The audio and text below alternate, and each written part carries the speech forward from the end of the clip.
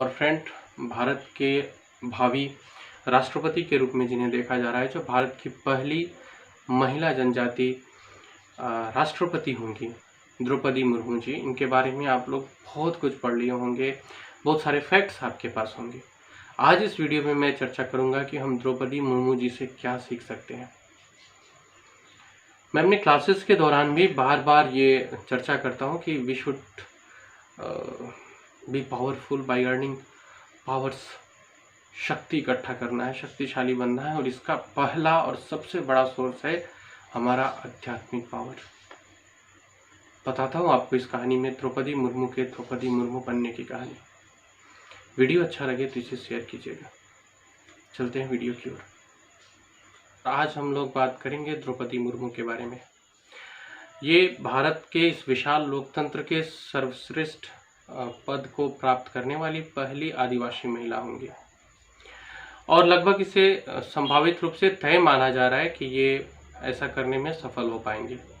आप सभी लोगों ने द्रौपदी मुर्मू के जीवन के कहानियों को जरूर जाना होगा, जरूर सुना होगा। मैं आज ब्रीफ चर्चा करूंगा उनकी इस जीवन शैली को लेकर के हम क्या कुछ सीख सकते हैं द्रौपदी मुर्मू से, और जानते हैं द्रौपदी मुर्मू के जीवन के उन पहलुओं को जो हमारे एग्जाम की दृष्टि से भी इम्पोर्टेंट है। फ्रेंड, द्रौपदी मुर्मू का जन्म हुआ संथाल जनजातीय परिवार में। उड़ीसा के मयूरभंज में इनका जन्म होता है, और वहीं के लोकल स्कूल से इन्होंने अपनी शिक्षा अर्जित की।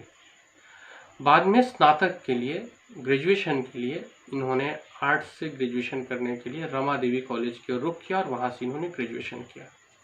इनके पिताजी अपने समुदाय के मुखिया थे, लेकिन इसका अर्थ ऐसा नहीं था कि ये आर्थिक रूप से स्ट्रांग थे। इनके आर्थिक हालात बहुत बहुत बहुत कमजोर थे, और इतना कमजोर कि आफ्टर ग्रेजुएशन ये आर्थिक हालात ठीक करने के लिए नौकरी ढूंढने लगे। फिर इन्हें सिंचाई विभाग में कनिष्ठ अधिकारी का पोस्ट मिला, जहां ये कार्य करने लगी। और उसके बाद जो होता है हमारे यहाँ लड़कियों के ऊपर शादी का एक प्रेशर, फिर इनकी शादी कर दी गई।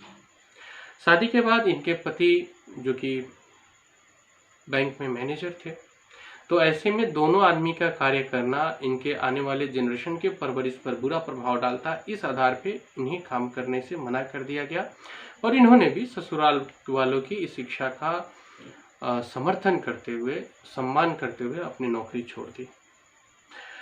पर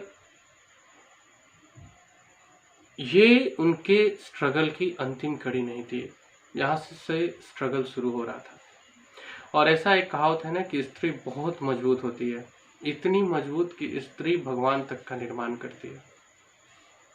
संभवतः अगर ये स्त्री नहीं होती, उसमें भी इंडियन स्त्री, भारतीय नारी नहीं होती, तो इनसे इस तरह की वापसी की उम्मीद बहुत कम होती। इन्होंने 1 महीने के अंदर अपने परिवार के 3 सदस्यों को जाते देखा, और उतनी बुरी परिस्थिति में जिसमें इन्होंने अपने पति को खोया, दोनों बेटे को अपनी नज़रों के सामने जाते हुए देखा। इनके मायके पक्ष में भी इनके भाई की मृत्यु हुई, और इन सारी परिस्थितियों को देखने के बाद मस्तिष्क अगर डिस्टर्ब ना हो तो ऐसा कहा जाता है कि फिर वो व्यक्ति डिस्टर्ब है। इनकी मानसिक हालात बिगड़ गई। पर आपको पता है, आज जिस राष्ट्रीय संस्कृति से हम दूर जाने की कोशिश करते हैं, जिस हमारे आध्यात्मिक शक्ति को कमजोर, बैकवर्डेड बता दिया जाता है, द्रौपदी मुर्मू को कोई नहीं जानता अगर जहां वो एक आध्यात्मिक शक्ति से नहीं जुड़ती। उन्होंने ब्रह्म कुमारी के साथ, ब्रह्म कुमारी जो संस्थान है, इससे अपने आप को जोड़ा। योग अभ्यास, ध्यान इनके मन को मजबूत करना प्रारंभ किया। और कहा जाता है ना, कोई अगर मानसिक रूप से मजबूत हो तो फिर वो शारीरिक रूप से मजबूत और अद्भुत कार्यों को करने की क्षमता धारण कर लेता है। ये उस मानसिक वेदना से ब्रह्म कुमारी संस्थान के रूल्स, नियम और इस तरह के गतिविधियां लाइक योगा, मेडिटेशन से उभर करके बाहर आई। ये वो सर्कल एरिया था, ये वो पहचान वाला क्षेत्र था जिसने द्रौपदी मुर्मू को भारत के राष्ट्रपति बनने की परिपाटी को रच दी। एक तो भारतीय महिला ऊपर से जब वो मानसिक और शारीरिक रूप से स्ट्रांग हो जाए तो जीत उसके इर्द गिर्द आने लगती है। 1997 में भाजपा को ज्वाइन किया। बाद में झारखंड 2000 में जब बिहार से अलग होकर के बना, झारखंड के लिए ये राज्यपाल के रूप में कार्य की और ये पहली ऐसे राज्यपाल थी जो बिना किसी विवाद के 5 वर्ष और फिर इन्होंने अतिरिक्त 1 वर्ष भी अर्थात 6 वर्ष तक इन्होंने वहाँ के राज्यपाल के पद को संभाला। न केवल संभाला बल्कि गरिमामय ढंग से संभालते हुए अपने कर्तव्यों का निर्वहन किया। इन्हें राजनीति के क्षेत्र में उपलब्धियों के लिए नीलकंठ पुरस्कार से सम्मानित किया गया। एक महिला जो ऐसे क्षेत्र से आई जहाँ का इन्वायरमेंट कहीं से इनके लायक नहीं था, मेंटल कंडीशन कहीं से इनके लायक नहीं था।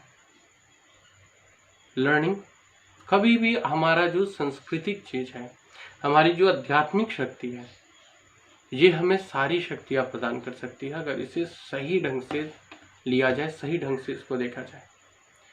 द्रौपदी मुर्मू ने इस बात को प्रमाणित कर दिया और प्रूफ कर दिया कि भारतीय आध्यात्मिक शक्ति में इतना जबरदस्त पावर है, इतनी जबरदस्त शक्ति है। भारतीय नारी में तो है ही, भारत की लगभग सारी नारियां इसको प्रमाणित कर रही है। आज खेल क्षेत्र से लेकर हमारे सिविल सर्विस के क्षेत्र तक हर जगह नारियां शीर्ष पे बैठी हुई है।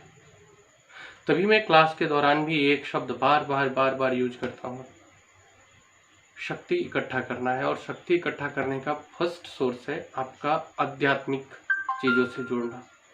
फिर ये आध्यात्मिक जो प्रोसेसेस आते हैं, योगा, मेडिटेशन, ध्यान, आध्यात्मिक पुस्तकों को पढ़ना, अपने ईश्वर के बारे में जानना, और ये जो आपके मन को स्ट्रांगनेस प्रदान करते हैं ना, आप कुछ भी कर सकते हैं। द्रौपदी मुर्मू अपने लाइफ के कुछ समय बिताने के बाद जाकर के इन सब चीज़ों से जुड़ी। हमारे पास अभी वो समय है, अगर हम अभी उससे जुड़ जाएं तो मुझे नहीं लगता है कि राष्ट्रपति के पद से ज़्यादा बड़ा ये पद है जिसके लिए हम तैयारी कर रहे हैं। उससे ज़्यादा मुश्किल है जो द्रौपदी मुर्मू ने सहा अपने गांव से, अपने ग्रामीण क्षेत्र से, या एक ऐसे परिवेश से उठ करके आना। इतना बुरा परिस्थिति नहीं है और इतना बड़ा चैलेंज नहीं है जितना बड़ा द्रौपदी मुर्मू ने लेके साबित किया। सो फ्रेंड्स, ये मैं क्लास में भी कई बार बोलता हूँ, आप सेल्फ रीड करें, आप उसे ईश्वर से कनेक्ट करके ना देखें। अगर आपके धर्म में कुरान है, आप उसे पढ़ें और आप उससे शक्ति अर्जित करने की कोशिश करें। मानसिक बल, मानसिक शक्ति जो आपको आपके लक्ष्य की ओर ले जाए। अगर आप हिंदू हैं, आप गीता पढ़ सकते हैं। आप और कोई भी, नॉट नेसेसरी कि Hindu, if you are interested you should go with Gita. आप गीता पढ़िए, आप कुरान पढ़िए, बाइबल पढ़िए, लेकिन अपने आध्यात्मिक शक्ति को हमेशा जगाए रखिए। और जितने भी धर्म हैं, इन सब का सार है मानवता का कल्याण करना। तो ये आपको वो मानसिक शक्ति प्रदान करेगी, वो शक्ति प्रदान करेगी जिससे आप मानव के कल्याण के लिए बहुत कुछ कर जाएंगे। वीडियो अगर हेल्पफुल लगे तो लोगों को शेयर कीजिएगा। द्रौपदी मुर्मू के बारे में डिटेल्स तो आप सभी को पता है, पर ये कहानी बहुत कम को पता होगा। शेयर कीजिएगा। Thank you.